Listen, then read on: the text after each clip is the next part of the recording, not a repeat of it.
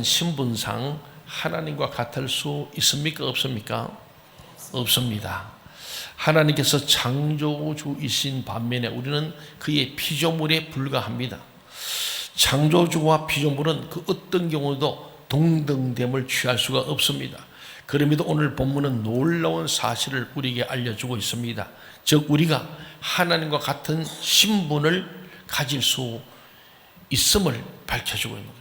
오늘 읽었던 요한복음 1장 12절 같이 한번 읽어봅시다. 12절 시작. 영접하는 자 곧 그 이름을 믿는 자들에게는 하나님의 자녀가 되는 권세를 주셨으니. 하나님의 자녀가 되는 권세를 주셨다는 거예요. 누구에게? 예수를 나의 주님 영접하는 자, 그 이름을 믿는 자들에게는 하나님의 자녀가 되는 권세를 주셨다.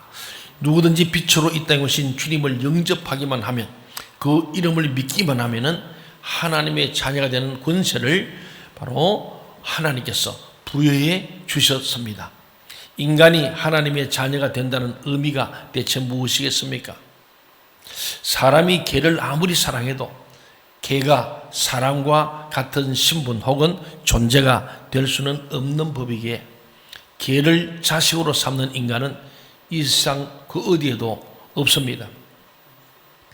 이런 관점에서 창조주신 하나님께서 피조물에 지나지 않는 인간을 하나님의 자녀로 삼아 주신다는 것은 하나님께서 하찮은 인간을 하나님과 동등한 신분으로 받아주심을 의미하는 거예요. 이게 정말 기적인 거예요. 요새 밖에 나가보면은 유모차를 끌고 나오는 젊은 분도 있고 나이 드신 분도 계세요. 그래서 나이 든 분들이 유모차, 손주를 데리고 나오는가 보다. 젊은이들은 아마 자기 아이가 가까이 갔다니까 사람이 아니고 짐승이 들어앉아 있어요. 유모차에.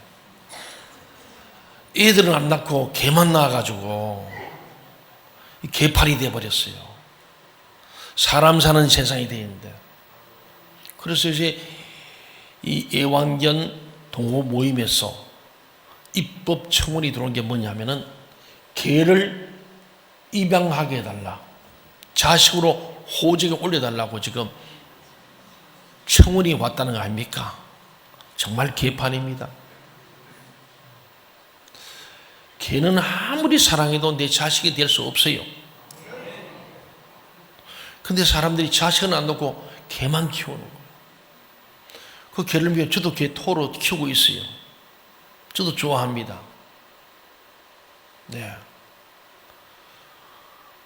저도 본 나이 좀 다르게 호적상으로는 저 개띠입니다. 개띠. 58 개띠니까 저도 개를 좋아합니다.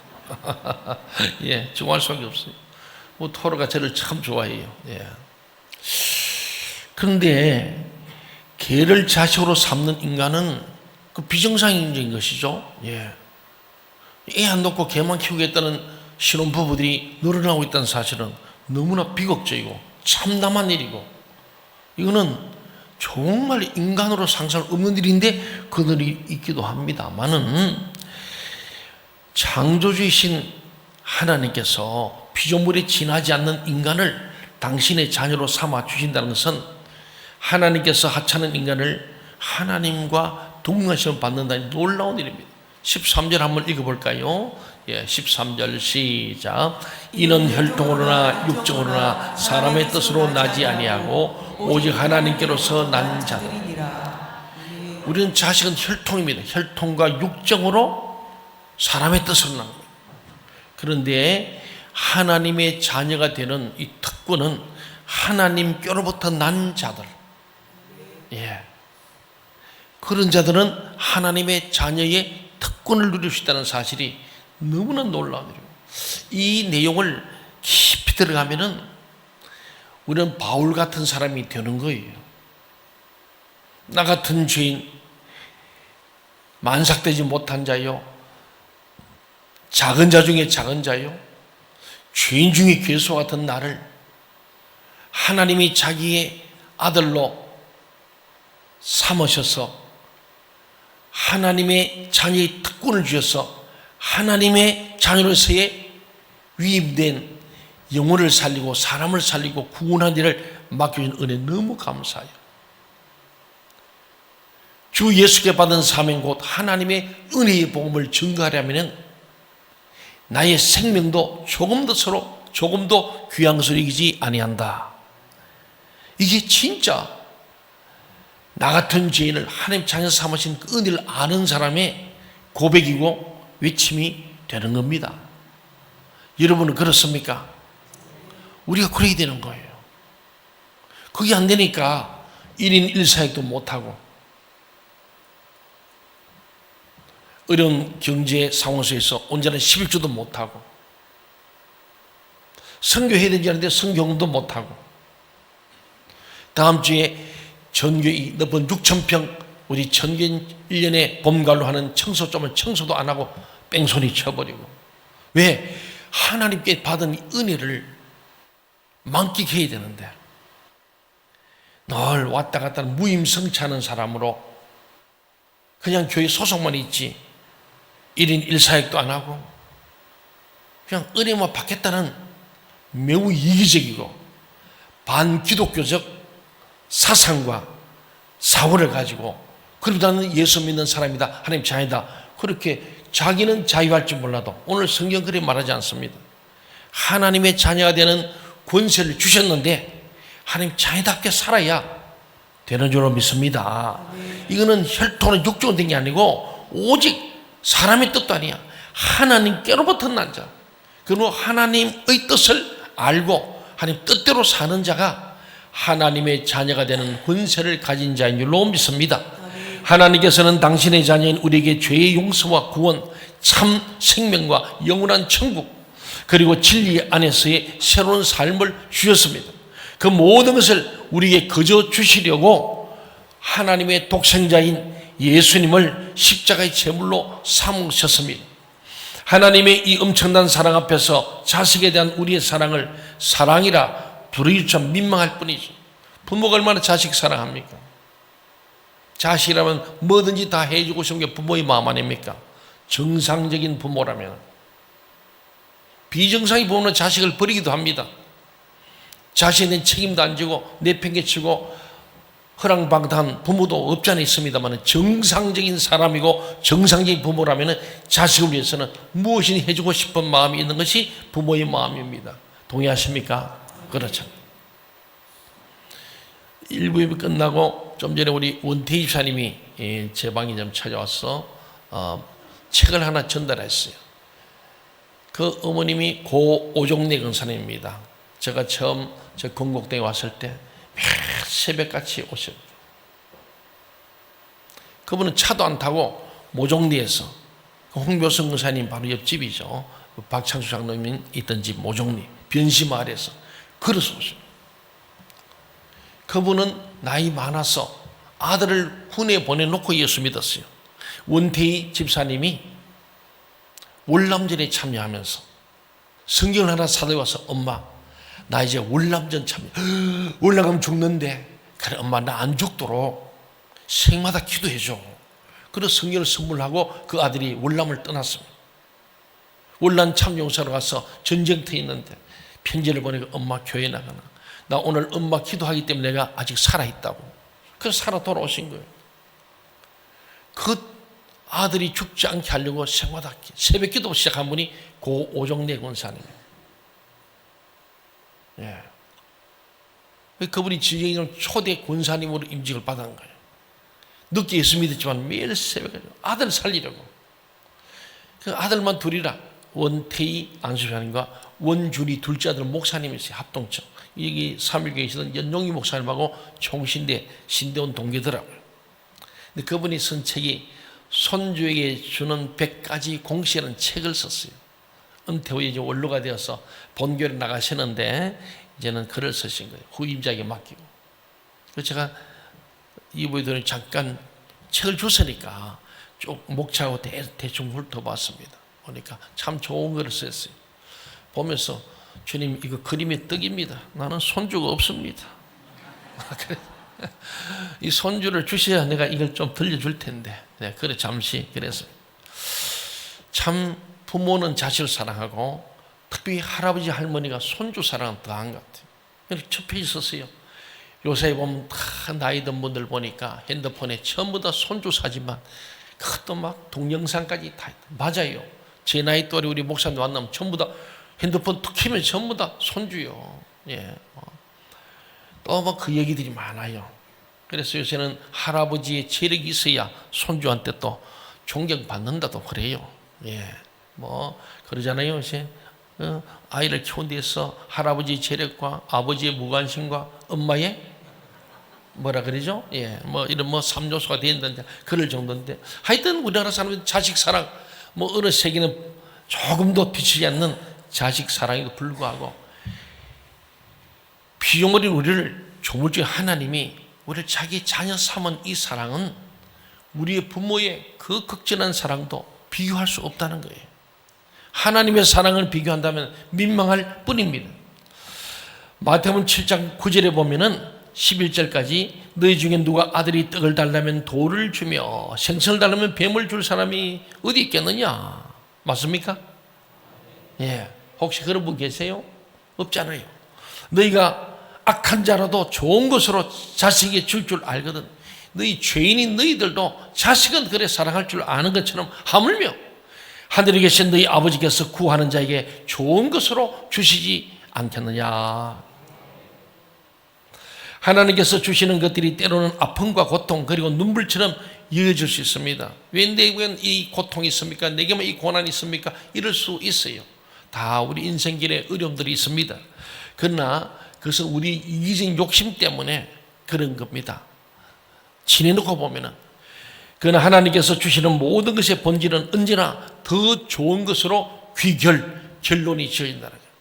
모든 것이 합력하여서 우리 고난도 아픔도 질병도 우리의 죽음도 심지어는 실패도, 이 모든 것들이 주님 안에 있으면은 이 모든 것은 더 좋은 것으로 귀결되는 것을 우리는 알게 되고, 지내놓고 보니까 하나님이 그 일을 통하여 나를 더 기도하게 하시고 믿음이 커지게 하시고 상대방을 이해하겠구나.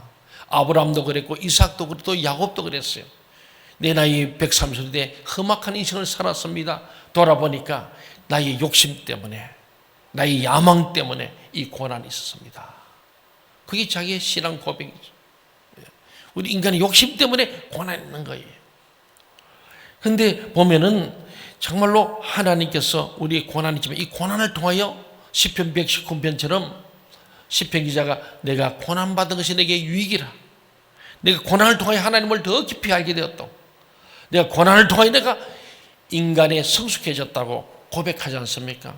예, 고난은 우리로 하여금 결국 그것을 통하여 마지막 결론은 고난을 잘 믿음으로 인내하면은 축복이 됨을 고백하는 그 신앙 고백이 시편 119편에 여러 번 반복되고 있습니다. 하나님께서는 우리를 당신의 친자녀 삼아 주신 우리의 친아버지시기 때문에 좋은 것 주십니다. 좋은 것 주십니다. 어린애들, 손자들 만원짜리, 1,000원짜리 줬다가 더 좋은 거면 만원짜리 주다 보면 이놈들은 1,000원짜리만 구분이 안 되면 막 뺏어간 줄 알고 난리를 치잖아요.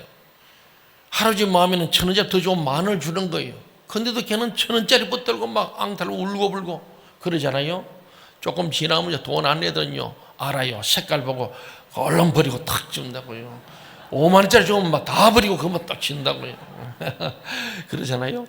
근데 모를 때는, 우리가 하나님의 뜻을 모를 때는 우리 앞에 있는 고난과 역경, 실패, 좌절, 불행이 막 원망이 됩니다만은, 그러나 우리가 좀 철로 이 고난 후에 오실 하나님의 은혜, 하나님의 축복을 바라보면서 고난이라는 통로를 통하여 주시는 하나님의 축복을 아는 사람들은 그것 때문에 불편, 뭔가 이 어려움이 온 걸 보니까 이후에 하나님이 더 좋은 걸 주시구나 기대하게 되는 거예요. 기적을 기대하면서 기쁨으로 기도하고 기다린 자가 되는 줄 믿습니다. 그렇습니다. 이것이 오늘의 본문이 우리 주시는 메시지입니다. 하나님이 우리의 친아버지가 되신다. 나는 친아들, 딸이 된다. 얼마나 좋은지 몰라요. 여러분 좀 돈 많고 권리인 사람, 아이고 저 집 아들, 딸은 얼마나 좋을까, 그런 생각이 있잖아요. 그렇다면 하나님의 친자녀가 되기 위해 주님을 영접하고 그 이름을 믿는다는 것은 구체적으로 무엇을 뜻하는 것이겠습니까? 나 자신을 위해 걷던 길이 그릇되었음을, 잘못되었음을 깨달아서 그 삶의 방향을 완전히 바꾸는 것이 예수님을 영접하고 그 이름을 믿는 거예요. 저는 다른 것을 내가 품고 있고 다른 걸 쫓아가고 믿었는데 그걸 버리고 180도 돌아서 다시 바른 길로 가는 것, 이것이 바로 주님을 영접하는 것이라는 겁니다. 우리가 가장 대표적인 이야기가 예수님께서 말씀하셨어요. 예화로 알고 있지만은 다른 유대인 주석가들은 실제로 유대 땅에 있었던 일로 하나의 예화를 든 것이다. 실제 있었던 일을 예화로 든 거다. 그 말하면은 웬만한 사람들은 알아들을 만한 예화였다. 그게 뭐냐? 누가복음 15장에 못된 당자가 등장하는 당자의 이야기죠. 우리 당자의 비유라 그러는데 당자 예화, 케이스. 그는 아버지의 재산을 절반이나 들고 아버지를 떠나 허랑방탕하기를 걸으면서 마치 쾌락이 목표인 듯 삶을 아주 진탕을 부리며 살았던 귀한 젊음을 허망하게 탕진했던 방탕자란 말이 당자 아니겠습니까? 방탕하며 살았던 이 페루나, 그는 그 결과는 너무나 참담했죠. 자기는 재산의 절반, 아들 둘인데 절반 받아가지고 지금 나가서 막 마음껏 쓰고, 그리고는 돈이 떨어지니까 있던 친구도 떨어지고 사람들이 다 멀어지고, 그 참담한 모습 마지막에 짐승처럼 돼버린 거예요. 그 대표가 돼지를 치면서 돼지 우리깔에서 돼지 먹는 지엄 열매, 돼지가 먹는 그 썩은 열매를 뺏어 먹으면서 짐승하고 돼지 같이 살고 있었다. 그렇게 아버지를 떠난 아들은 결국은 타락하여서 마지막 간 곳이 짐승처럼 살게 되었습니다. 그런데 그때 구원의 손길을 그에게 내밀어주는 사람은 아무도 없었어요. 그래서 절망 가운데 생명을 끊을까, 인생을 포기할까, 죽을까 말까, 아마 그런 마지막 막다른 골목에서 마지막에 생각나는 게 아버지야, 고향의 아버지세요. 어머니도 되겠죠. 아마 이 유대교 풍습은 주로 아버지가 부모를 대표하는 것이 아버지 되죠. 아버지든, 또 아버지들이 아들을 좀 사랑해라는 뜻도 있는 것 같아요. 부자간이 참 어렵대요. 우리 어떤 집사님이 저기 그 유럽을 다녀오고 산티아고 그쪽을 이게 순례길을 갔었는데, 갔더니 아버지와 아들이 여행 오는 경우는 거의 없대요. 전 세계적으로. 아버지와 딸은 온대요. 엄마하고 아들은 오는데 부자간에는 별로 여행 오는데 없대요.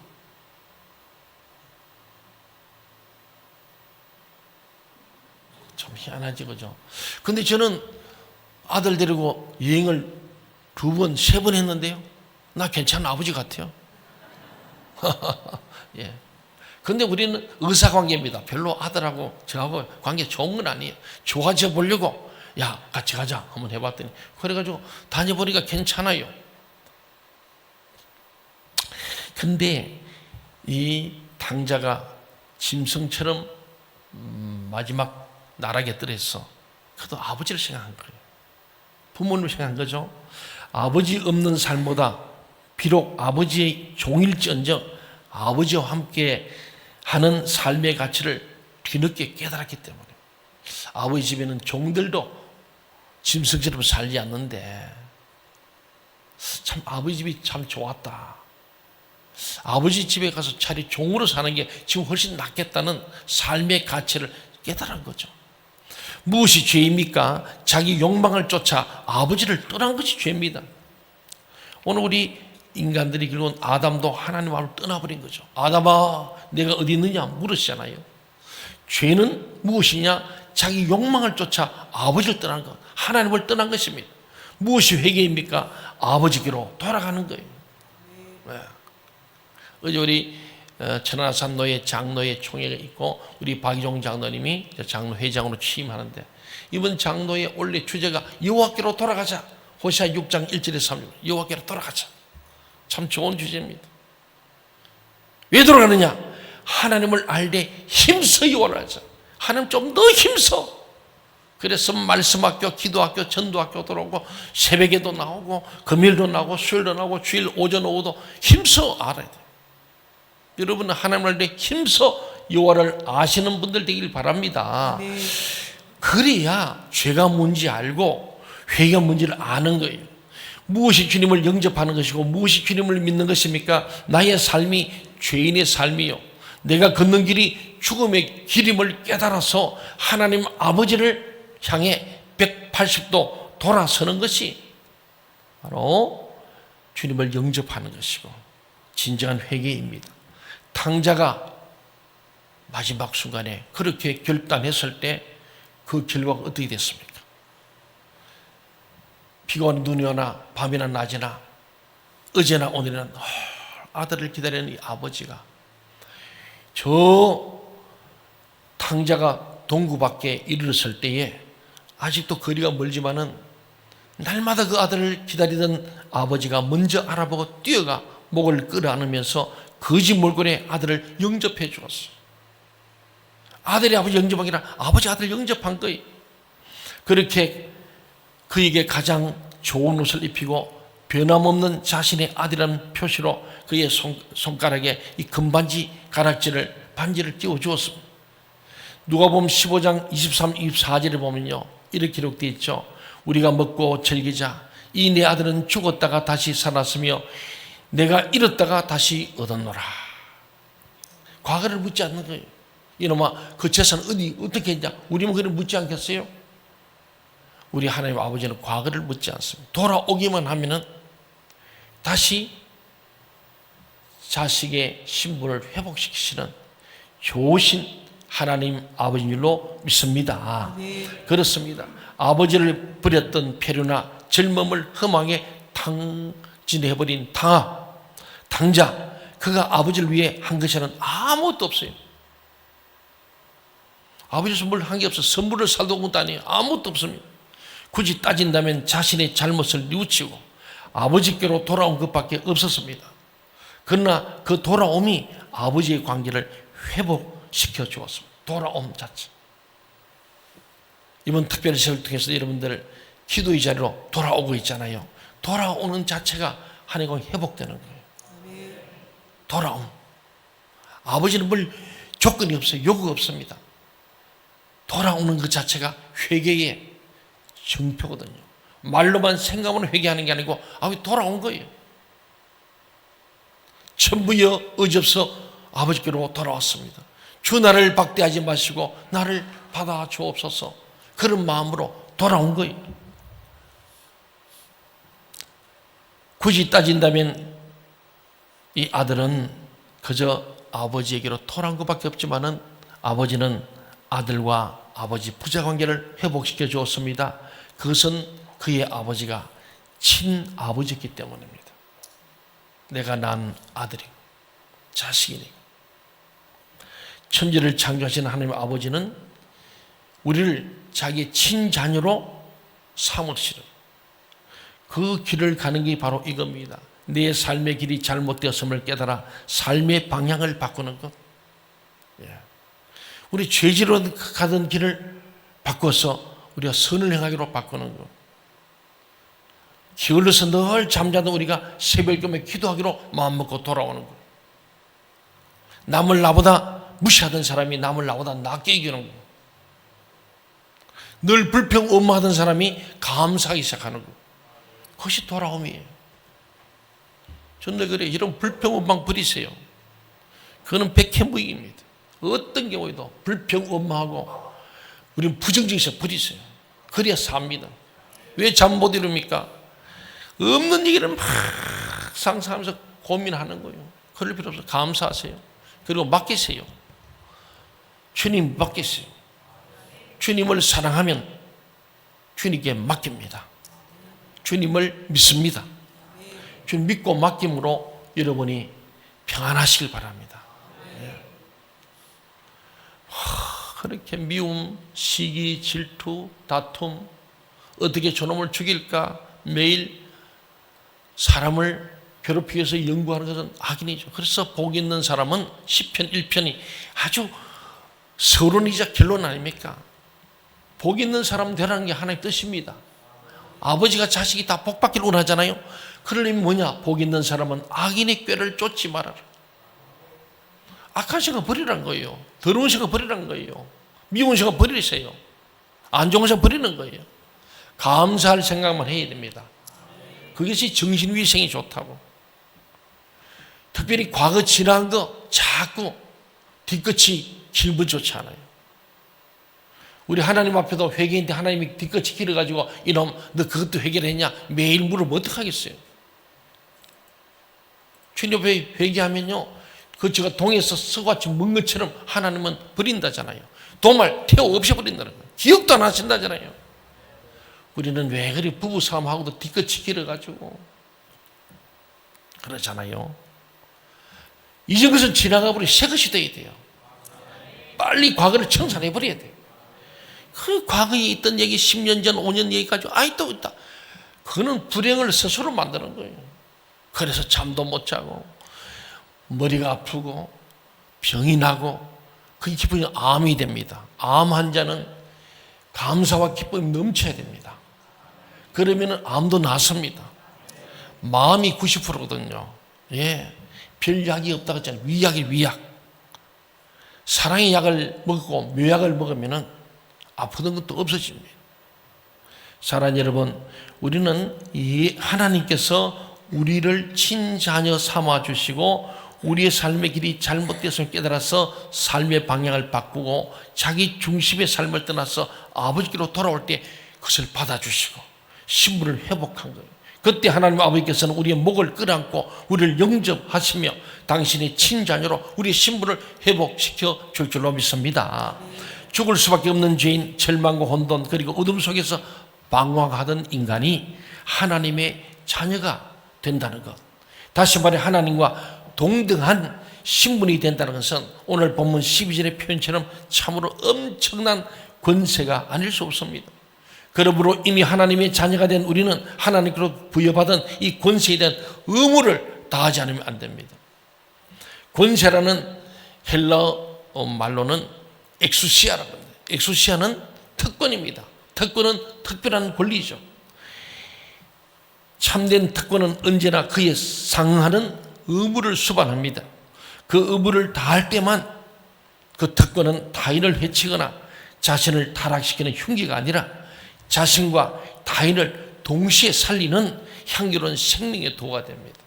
우리 하나님의 자녀가 된 이 특권을 가지고 생명을 살리는 향기로운 도구로 쓰임받아야 할 줄 믿습니다. 돌아온 탕자에게 아버지가 친자식의 권세를 회복시켜 주신 것은 이제 후로는 아들로 삼아가 또 옛날처럼 허랑방탕하고 또 재산 달라 그걸 원하는 게 아니죠. 이제 후로는 아버지의 친자식답게 부끄럼 없이 바르게 살라는 당부였습니다.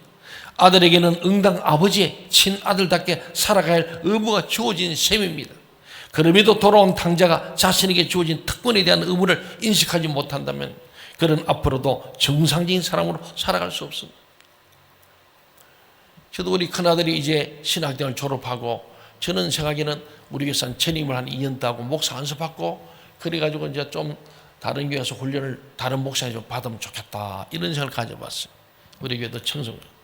그런데 아들이 아버지 저는 졸업과 동시에 개척하러 나간대요.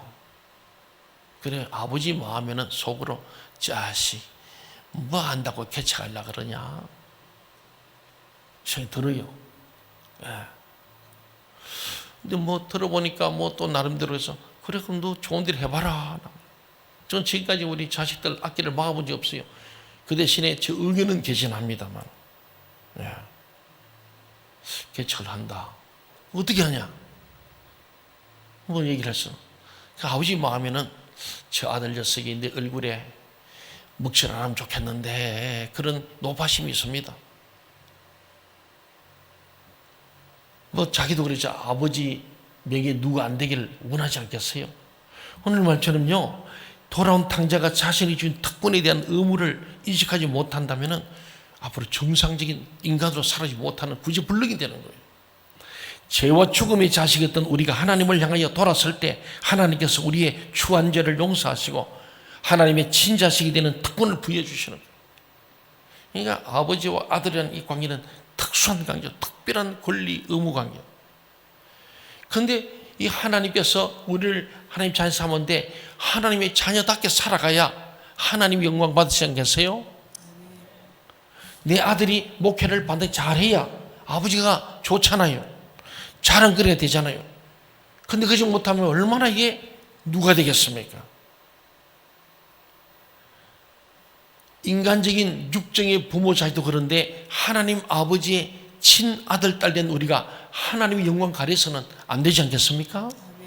오늘 그 말씀이 죄와 죽음이 죽음의 자식이었던, 우리 본래는 죄와 죽음의 자식, 죄와 사망의 법의 노인자들인데 그걸 하나님이 생명의 성령의 법으로 우리를 운명을 바꿔놓으신 거 아닙니까?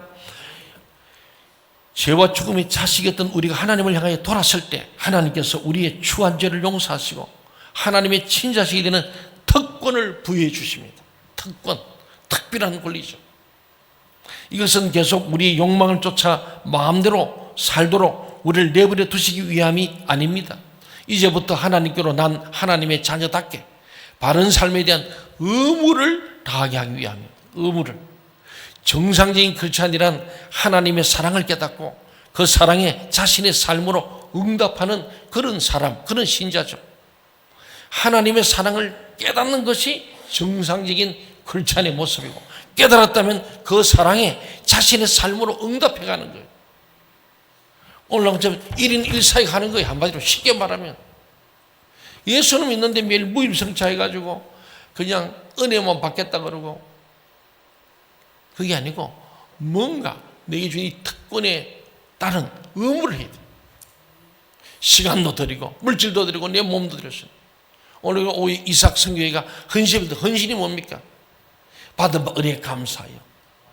나에게 주신 하나님 아들의 이 특권을 누리기 위한 내 의무를 감당하겠다. 그게 헌신이에요. 헌신. 내 몸과 마음과 내 모든 것. 물질이 없어요. 마음이 있고 마음이 있으면 물질이 있다는데 그 마음이죠. 교회를 사랑하면요. 마음이 있으면 교회를, 여러분 교회 사랑하시죠? 한번 물어봅시다. 옆 사람은 생명샘 동청교회를 사랑하십니까? 생명샘 동청교회를 사랑하십니까? 줄여서 다시 물읍시다. 길어가지고 못 따라하는 분이 몇 분 계시는데 사랑하십니까? 교회를 사랑하십니까? 교회를 사랑하십니까? 여러분 다 사랑하시죠? 당연하죠. 그게 뭐 내가 소속한 이 교회를 사랑하지 않는다면 그거는 우리 교인이 아니에요. 자, 사랑하면 기도하고요. 사랑하면 전도하고요. 사랑하면 봉사합니다. 동의하십니까? 예. 우리 자식을 사랑하니까 뭐니 주는 거예요. 그러면은 1인 1사역 아니고 다음 주일에 청소할 때 다 나와야 돼요. 1년에 2번 하는 대청소. 예. 이때는 막 항종이만 아닙니다. 모든 성도 청년들 청소가 탁 이러면 아이들도 오라 그래요. 그래서 청소를 보여주는 거예요. 아, 교회 다니면 교회 청소하는 게 당연한 거구나. 이걸 보여주고 가르쳐주는 게 중요합니다. 이 광고를 했단 말이죠. 근데 우리 아들도 듣고 딸도 듣고 손자도 듣고 손 들었어. 근데도 할아버지, 아버지, 엄마가 청소를 안 가. 그 애들 물어. 아빠 오늘 청소한다고 목사님 광고인데 안 가요? 아, 갈 거 없어. 그 순간에 존경도 사라지고요. 친권도 사라지고요. 영권도 다 사라지는 거예요. 아, 우리 아버지는 교회를 안 사랑하는구나. 겉과 속이 다르구만. 위선적이구만. 예. 놀고 먹는 사람이구만. 이렇게 애들이 생각합니다. 그래서 애들 굉장히 똑똑합니다. 사랑하는 여러분, 특권을 가진 우리들은 특권에 따른 의무를 감당할 때 정상적인 사람이 되고 정상적인 크리스찬이 되는 줄로 믿습니다. 프랑스 속담에 여러분 잘 아시는 노블레스 오블리주란 말이 있지 않습니까? 이 말은 뭡니까? 귀족은 귀족으로서의 의무를 다해야 한다. 그래서 영국에는 왕실 있잖아요. 황태자가 반드시 병력 의무를 해야 됩니다. 우리나라는 병력 의무 안 하는 사람들이 뭐 신의 자식이라고 한다는데, 저는 60개월 군생을 했기 때문에 우리 아들 둘 다 현역으로 다 다녀왔으니까 참 자랑스럽게 생각합니다. 우리 국방의 의무, 국민의 4대 의무인데 국방의 의무를 잘하는 줄 압니다. 이번에 아시안게임에 축구 금메달 따는데 내가 열심히 하더라고요. 이번에 잘하더만요. 그러면 전부 다 한 명 빼고는 다 병력 혜택을 받는 사람이야. 그래서 이게 우선 금메달 따야 이게 병력 혜택 받아야 유럽도 가고 중간에 안 끌려온단 말이에요. 손흥민이 같이 되냐. 손흥민도 얼마나 열심히 했는데 이번엔 좀 덜 열심히 하잖아요. 자기는 이미 받았으니까.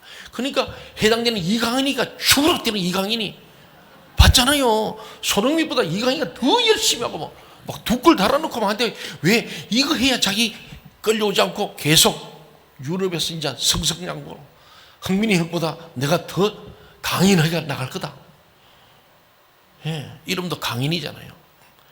막 그 아들이 끝난 뒤에 좋아하는 모습을 보면서 이겼어도 좋지만 나도 좋았어요. 너무 좋더라고. 그렇지만은 그 속에는 감췄지만은 막 나 이제 군이 안 가도 좋다 할렐루야 하는 그거요. 그 2년간 가 있으면 이건 모든 경력도 다닐 뿐 아니고 2년간 더 버는 돈이 몇십억이 될 수 있으니까 엄청난 혜택이죠. 물론 특별한 사람들 국가가 또 그래 보장은 또 한 동기부여이기도 합니다만은 선진국일수록 노블리스 오블리주 가진 자가 배운 자가 귀족으로서 부자로서 배운 자로서 건강한 사람으로서 예수 믿는 사람으로서 의무를 다해야 한다는 뜻이 노블리스 오블리주입니다. 오늘날 교회와 크리스찬들이 비판의 대상이 되었다면 그것 또한 다른 이유일 수 없습니다. 하나님의 자녀된 특권만 누리려 할 뿐 하나님의 자녀답게 노블레스 오블리주를 다하려 하지 않았기 때문입니다. 여러분 요사이 장관이 되려도 청문회 보잖아요. 그게 노블레스 오블리주입니다. 당신이 그도 우리 국민의 국가의 지도 되려면은 윤리와 도덕뿐만 아니고 물질관계 위장전입 하면 안 되고 세금 똑바로 내야 되고 뭐 그런 얘기입니다. 이해가십니까?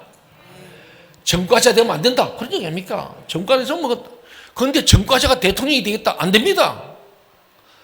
본이 안 되는 거예요. 물론 회개할 수 있습니다. 여기는 박 목사가 막 전과 몇 번인데니까 목사다가 전과를 자랑하는 가끔 목사들이 있어요. 조폭에서 회심해 온 분들 물론 이해합니다. 덕은 되지 않습니다.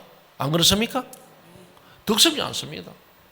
하나님 앞에 흠도 없이 티도 없이 깨끗하게 들은 게 더 좋지. 하나님 자녀된 특권만 누리려 할 뿐 하나님의 자녀답게 노블레스 오블리주를 다하려 하지 않았기 때문에 오늘 교회가 오늘 그리스도인들이 세상의 빛도 소금도 아니고 욕을 먹고 비판을 받는 것 아니겠습니까? 사랑하는 교회 여러분, 이제부터 우리는 하나님의 자녀답게 노블레스 오블리주를 다함으로 하나님 아버지로부터 신뢰받는 일꾼이 되어야 합니다. 우리 교회도 그렇습니다. 저는 그래요. 하나님 이 땅에 수많은 교회 있지만은 하나님께서 주목하시고 관심을 가지고 하나님 쓸만한 교회로 인정받게 하여 주옵소서. 이 목사도 마찬가지고 우리 교인들도 그렇잖아요. 그렇습니다. 이 세상의 모든 부모가 차별 없이 자식을 사랑하지만은 자식 중에서 자식의 의무에 충실한 자식을 더 신뢰하고 자신의 일을 맡기게 마련입니다.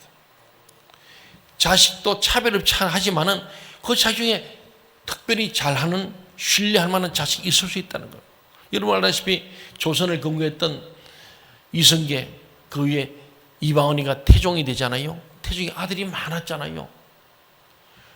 그래서 장자가 세자 되는 것이 하나의 전성인데 결국 셋째 아들이 왕이 되어서 보니까 누가 성군의 DNA가 있나 보니까 셋째 아들이야. 그가 우리 자는 세종대왕 아닙니까? 우리나라에 채워가는 재벌 회사가 있는데 거기도 아들이 많은데 그중에 셋째 아들이 아버지를 이어받아서 회장이 됐지 않습니까? 같은 자식이라도 부모님 보시기에 믿을만하고 노블레스 오블리주 그 업무를 감당하는 특권을 누릴 만한 사람에게 더 큰 일을 맡게 되는 것을 보게 됩니다. 하나님과 우리 관계도 이와 똑같습니다. 하나님께서는 당신을 향해 돌아서는 모든 자들의 아버지가 되어 주시지만은 친자식으로 하나님의 자녀의 특권을 주지만은 그들 중에서 하나님의 자녀답게 노블레스 오블리주를 다하는 자에게 하나님 나라를 맡기십니다. 구원받은 자 중에서 사도 바울처럼 노블레스 오블리주를 다하는 자가 하나님 나라의 일꾼으로 쓰임받게 됩니다. 그래서 하나님의 독생자이시면서도 독생자의 이 특권을 누리기는커녕 오히려 독생자로서 노블레스 오블리주를 다하기 위해서 십자가의 죽음마저 마다하지 않았던 예수님께서 이렇게 말씀하잖아요. 요한복음 16장 15절에 보니까 무릇 아버지께 있는 것은 다 내 것이라. 이 말씀 뭡니까? 우리 주님이 아버지의 뜻을 그대로 따랐던 노블레스 오블리주, 온 인류를 구원하기 위해서 이 땅에 오신 목적대로 십자가에 피 흘려 죽으셨기 때문에 아버지께서 너는 내 아들하고 다 모든 걸 위임했기 때문에 무릇 아버지께 있는 것은 다 내 것이라.